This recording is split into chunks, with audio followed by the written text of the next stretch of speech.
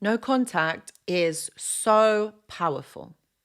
And it is it's the greatest thing that you can do to help yourself, to protect yourself from this person. You know that talking to them, trying to understand what's like, none of that is going to work. So you've done the right thing by going no contact. But I know there might be like a little sneaky suspicion, like what is going on for them? Like, how are they feeling?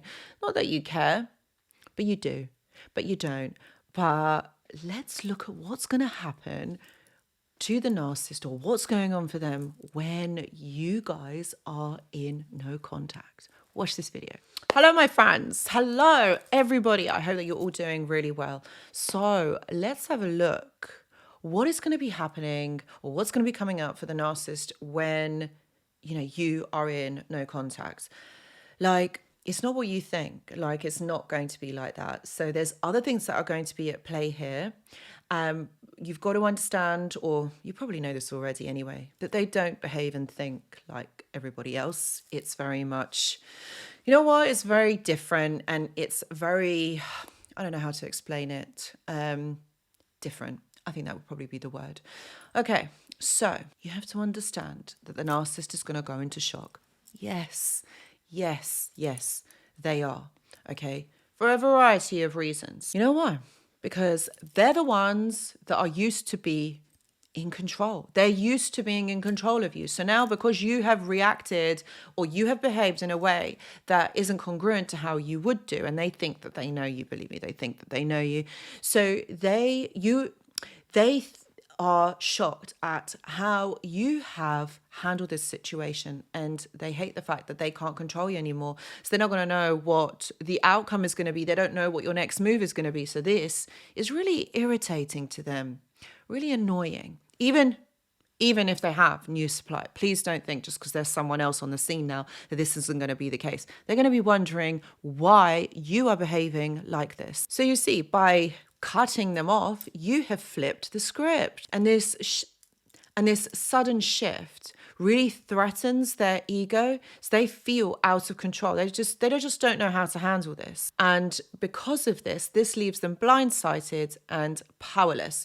So a lot of you, have to understand that they can't cope with change. Okay, because if they're not in control of what's going on, they can't cope with change. They don't know what the next thing is going to be, or the next outcome is going to be.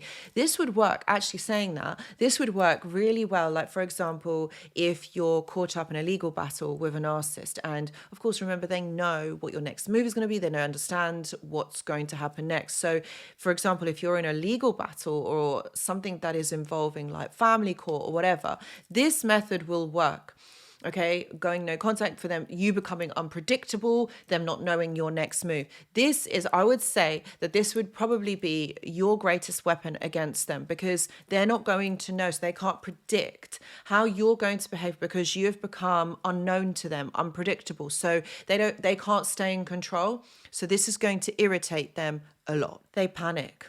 Oh, yes, you might think that they won't, but they are going to panic because, again, they've lost control. They can't manipulate. They don't know what the next move is going to be. Without access to your attention, your validation, or even your arguments, believe it or not, they feel like part of their identity is slipping away. And their panic might drive them to bombard you with messages, phone calls, show up unannounced, use mutual connections to get information on you. And what you have to understand, that this isn't because they miss you or they have realized the error of their ways and they want to be able to get you back.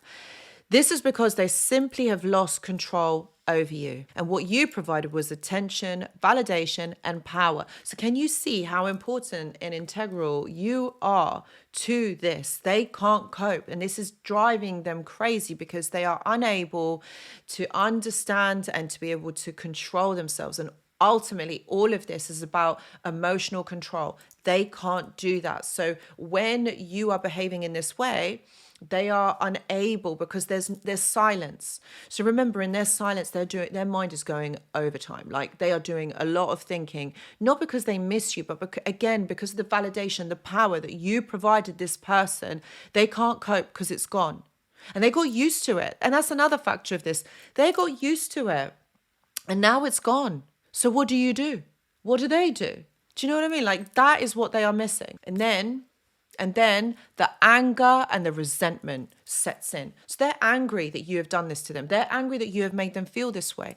And the resentment of the fact that they try and put you down, try and say, yeah, this person was like this. They're not even good enough. I don't even need them. This is, again, ego. Okay, these are the defense mechanisms, the walls that are coming up. So they are going to put you down in their mind. This is in their mind. Might even to other people as well, so that they get more validation from other people to just say, like, yeah, what you did was right. So they're going to put you down in their mind. They're going to make all these excuses. They're going to make all these narratives about you. And this is for them to be able, it's a way of coping. That's what you got to look at it. It's a way of coping because they have lost control, because it's also impacted their trigger. Okay, so they feel rejected, they feel abandoned. So the only way that they can stabilize themselves is if they're putting you down. Or then there's the smear campaign.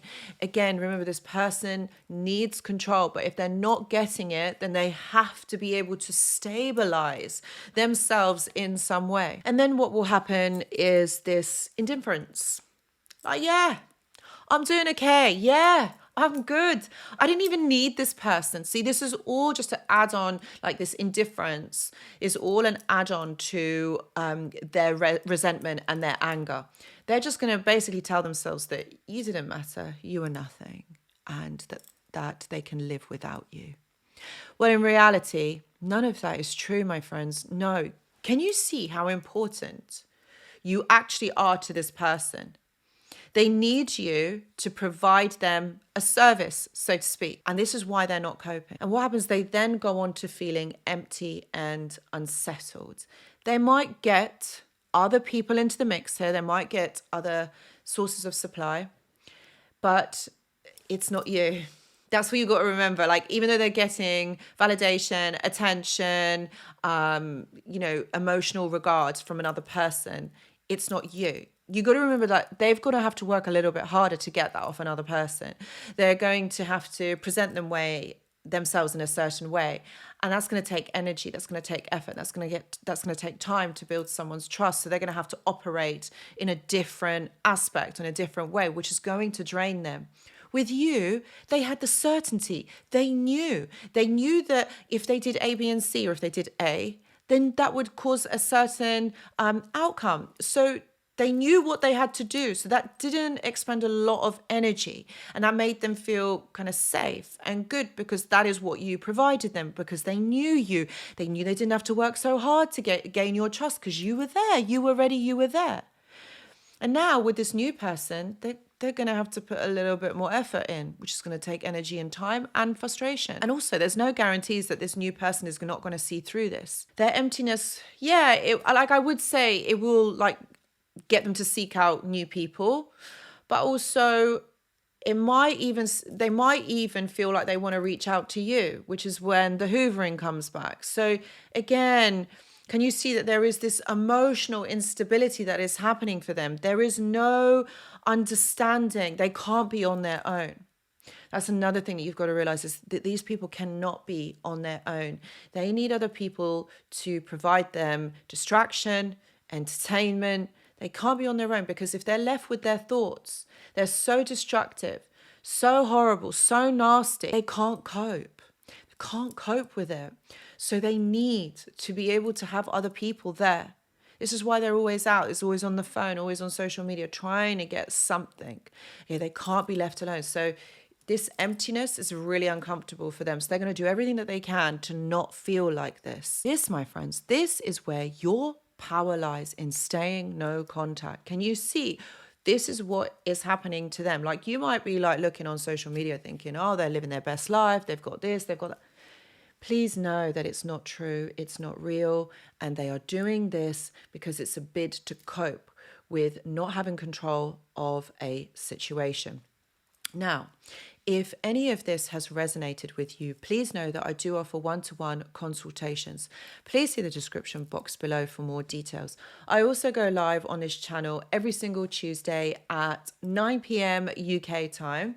So I hope that you can make it. If you have liked this video, please consider giving a thumbs up. And also, if you haven't already, please consider subscribing to the channel. Guys, thank you so much for watching, and I hope to see you in the next video. Goodbye.